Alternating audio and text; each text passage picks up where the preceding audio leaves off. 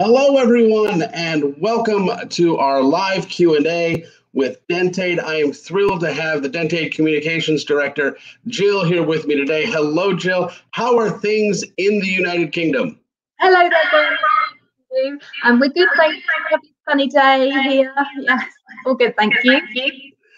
For those who are wondering why this is not coming from my living room, I am in Brooklyn right now. No, I have no beard.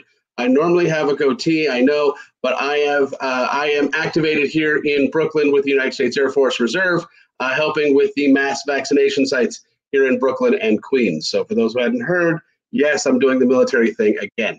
But we're not here to talk about that. We are here to talk about our charity partner for the Chocolate Jog 7K, Dentaid. We're really excited about this charity partner. So Jill, let me start with this very simple, straightforward question. How did Dentaid get started? So Dentaid has been going now for 25 years, and initially we were set up to help improve access to dental care overseas. So that was sending equipment to dentists who were working abroad and sending teams of volunteers to work alongside them. And then about 5 years ago, questions were raised about access to dental care in the UK as well. So there's lots of homeless people or vulnerable people who can't access dental care. And we were getting calls from soup kitchens that were offering free meals for people, but they couldn't eat because their dental pain was so bad. So we started working in the UK as well. And it's all about helping people to overcome the misery of toothache, have oral health education, and to improve their lives because they're no longer in dental pain. It's very hard to carry on with your life or turn your life around if you're suffering constant toothache. And we find that by giving people the dental treatment they need, we can help them restore their confidence, improve their future prospects, and just look forward to a brighter future just by giving them dental care that they need. Wonderful. What are you looking to accomplish? What's your main goal over the next 5 years? Over the next 5 years, we would like to have a fleet of mobile dental units. So what we do at the moment, we have 2 vans that go to homeless shelters and hostels and soup kitchens, and we take outreach mobile dental care to those places. And we're finding we're busier now than ever before. So what we would like is more vans, more staff, more people, and just to be able to reach, for every person we help, we know that there's many more in need. And the same overseas as well. We've worked over the years in 70 different countries, but there's constantly juggling demands like all charities face. But we would like to have a network of Dentaid partners overseas who also deliver dental care in some of the poorest and most remote communities in the world. And so that ties right in. So how do you decide where's the greatest need for dental care? How do you guys make that decision? It's a constant balance. We try to dedicate 50% of our resources and time to working overseas and 50% in the UK. We get new requests coming in all the time. Sometimes it's where we can help most people. Sometimes it's how we can make the biggest difference to people's lives. So we want everything that we do to be sustainable. We want to pay regular visits. We want to see a real difference. Sometimes it's working with an individual patient who's in really high needs. They might need dentures if they've lost teeth through personal circumstances. And the difference it makes to people's lives is absolutely incredible. So what we need is a combination of funding, volunteers, and then a sort of host place where we can go. So we work with charities like the Salvation Army or shelter or homeless organisations because they already work with these homeless communities, and it's about going to somewhere where they're already safe and they're already comfortable and they already feel relaxed, so that we can then make sure that they get the care that they need. That's awesome. How have you now? Obviously, your mission involves literally getting into people's faces and getting into their mouths. Yeah. What kind of changes have you guys had to make because of the pandemic? It has affected us in lots of ways. We had to temporarily cease operation last year because the first lockdown in England meant that all dental surgeries had to close, and that covered us as well, which meant the need just got even greater, and the backlog was even bigger. Dentistry in Britain started again last June, and since then it's been a case of sort of building up again. We obviously need PPE for our volunteers, but our volunteers are practicing dental professionals anyway, so they are used to working with their patients in their practice. But it does mean that we have to do extra checks and, of course, be extra cautious, because keeping people safe is obviously the absolute priority. So sadly, at the moment, we've had to postpone our overseas volunteering trips. So we would normally send teams of 12 volunteers to go and work with the dentists overseas that we support all year round. And normally they would do outreach in schools and prisons and orphanages and refugee camps and really remote communities. And they'd often treat a couple of thousand people in a couple of weeks. And sadly, that's been postponed. But as soon as it's safe, we'll be back out there helping people. I really want to ask about this, and those outreach missions to the developing world. Where are some of the places that you guys have gone? Obviously, this was in the before times, before the pandemic, I guess. Or where are you guys looking to go? Maybe later in 2021. Give me a sense of how those operations work, because I've seen pictures on your website of quite literally people in dentist chairs under a tree in the middle of a village. Yeah, it's dirt, it's huts, it's very rural, very impoverished. Talk to me about some of, or if you've had a personal experience on these trips, please. Yes. So we send teams of volunteers to Uganda, Morocco, Cambodia, formerly to Nepal and Kenya. We send teams to Malawi. So it's about taking dentistry to the most remote locations in the world. There is no water or electricity, many of the places that we work. So we use portable dental equipment. We use pressure cookers for sterilisation with gas, so we can sterilise the equipment. We have to run clinics in the day because there's no electricity for lighting. But it is incredible. Our teams, although they're used to working in super modern dental practices in the UK, they adapt and they pull together as a team, and they're working with local dentists from that country that we support all the year round anyway. And yeah, they work in the open, they work in classrooms. We've got pictures of children's libraries with the children lying on desks having dental treatment. Sometimes we have to use a chair with a broom, and that broom, the brush bit of the broom is the headrest for the dental chair. So we're very innovative. It's very grassroots, and it's about taking simple dentistry, because there's a lot that you can do with hand instruments, and it is about helping people out of dental pain. But also oral health education as well. So we teach toothbrushing, we set up toothbrushing programs in school. We use a fluoride varnish to protect children's teeth. So it's about trying to stop them getting future problems. And wherever there's a need, we go. That is, everyone knows that if you've ever had tooth pain, it kind of stops everything else. You can't really function when your teeth have gone bad, and I cannot imagine what it's like living in the developing world where you don't have access to a dentist. Yeah. I mean, here, in the UK and in the United States, we get a toothache, we have some kind of damage to our teeth, we can see a dentist for the most part within hours or within a day or two. But so many who do not have immediate access to medical care in the UK and in the United States, but then around the world, it really does put a stop to anything else that they might want to achieve. You're right. We've had people, we treated a lady in Zambia who had had toothache for 9 years. She'd been suffering. That's the longest that I know. We've had patients who've walked 20 miles for treatment, people who've crossed from Rwanda into Uganda through an area called No Man's Land because they've heard we're doing a clinic, and they would cross the border because that's the only chance to have dental care. In Malawi at the moment, there's a real shortage of dentists. So they've got fewer than 50 dentists for a population of over 20 million people.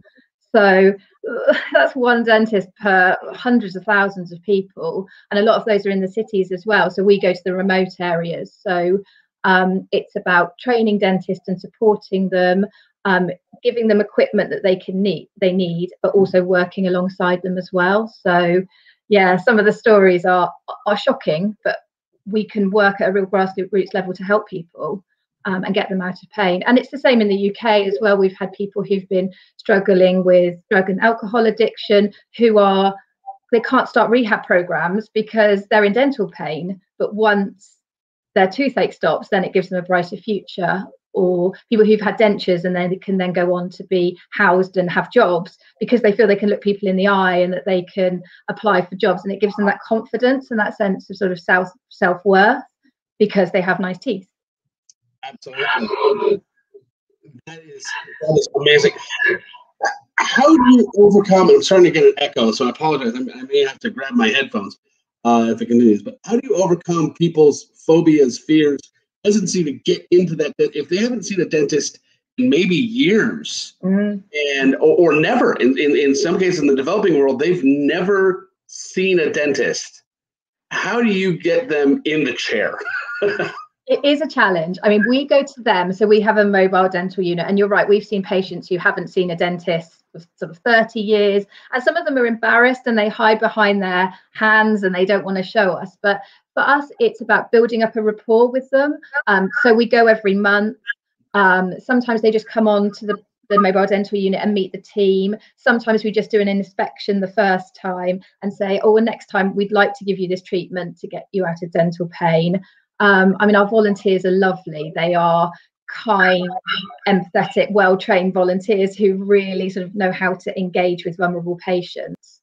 And overseas, it's interesting. It's a big event when the Dentaid team comes. So we would go into community where maybe they've not had many visitors before from overseas. We arrive, we set up a dental clinic. You know, the children chase the bus. They all want to make friends with our volunteers. You know, the welcome that we receive from the local communities is really humbling.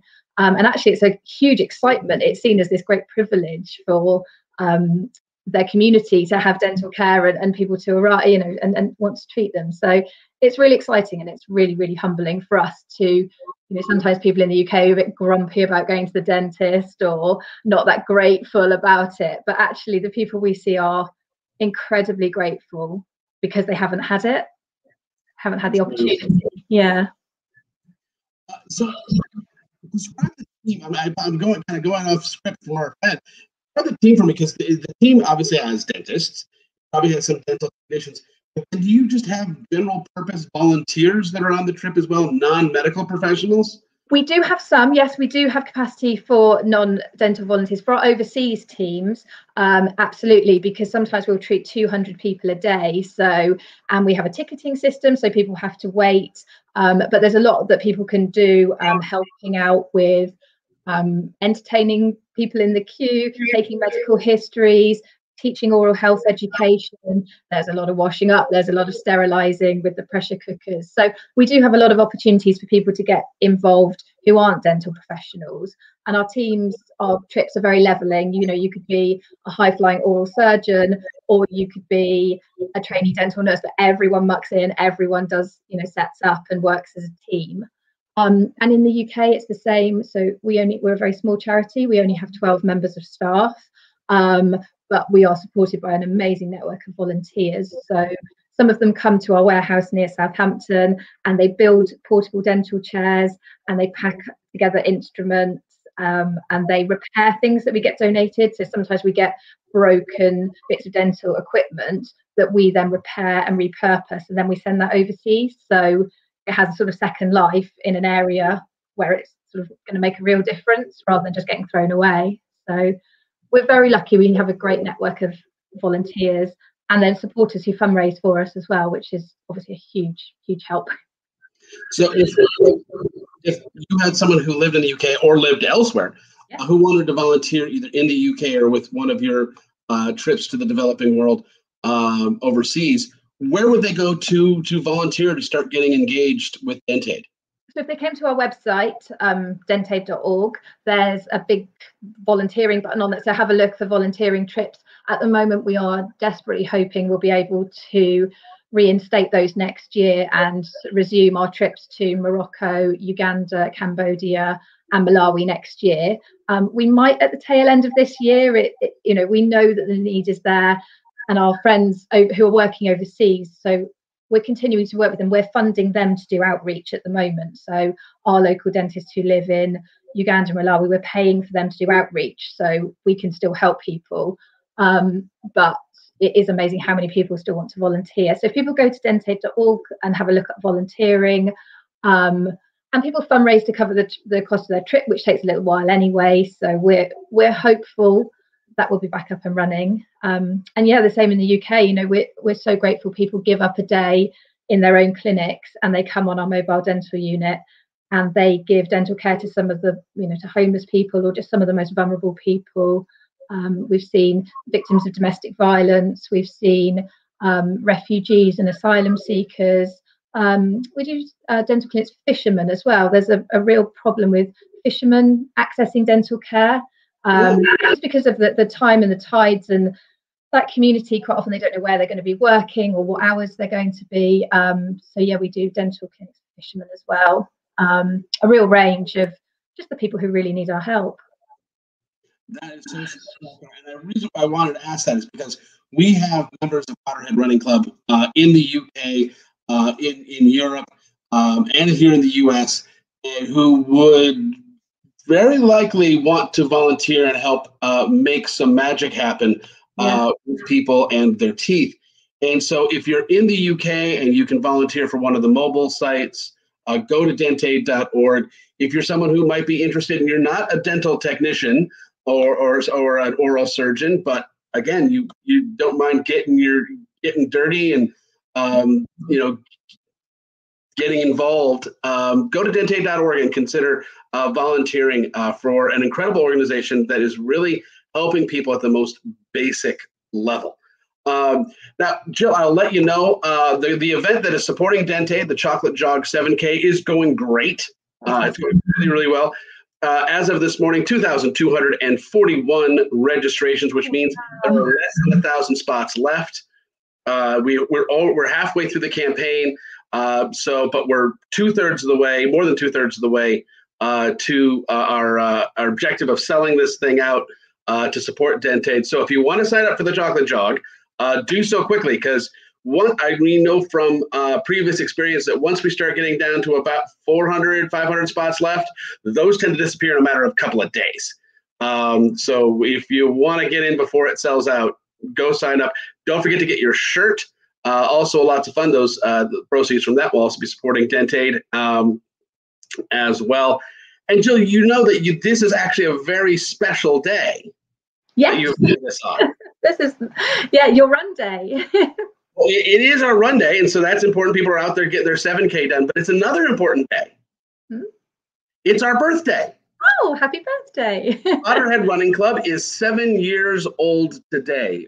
We started on March 6, 2014, and here we are 7 years later, nearly 20 million miles logged by all of the witches and wizards and geeks of our various Fanthamy running clubs. And we've donated over $2.5 million in that 7 years to more than 75 small direct impact charities like Dentaid all over the world. So it's a big day for us. It's our birthday. Oh. We're very excited about it. So we're thrilled that you could join us here on our birthday because there's nothing we love more than talking to our charity partners and getting people excited about who we're supporting and how we're supporting them and what their registration and getting a shirt will mean for people in need. Yeah, we are so honoured and grateful to Powderhead Running Club and all your members for supporting us. It's really exciting. It's been so exciting sort of following it through and seeing the medals revealed and the T-shirts revealed. And we're a small charity, and people don't always think of a dental charity as the first thing that sort of pops into mind. Where there's a lot of competition in the charity world and people sometimes are surprised. But then when we explain what we do and how we change people's lives, it's really good. And they say, of course, that there's a need. So for us, it's a great privilege, and we are incredibly grateful. And Yeah, good luck to everyone in their running as well. It's fantastic. Absolutely. So if you haven't signed up for the Chocolate Jog 7K, please do so today. Make it your birthday present to Potterhead Running Club. Sign up today. And let's get this thing sold out to support Dentaid. And again, if you want to volunteer, you can go to dentaid.org and support their incredible mission to bring happy smiles to the world. Jill, thank you so much for joining me today. I appreciate you taking the time from across an ocean. Yeah. And look forward to talking to you again and seeing how we were able to impact your mission here in 2021. Fantastic. Thank you. Lovely to meet you all. And yeah, have a great weekend. Thank you. All right. Bye-bye. Bye.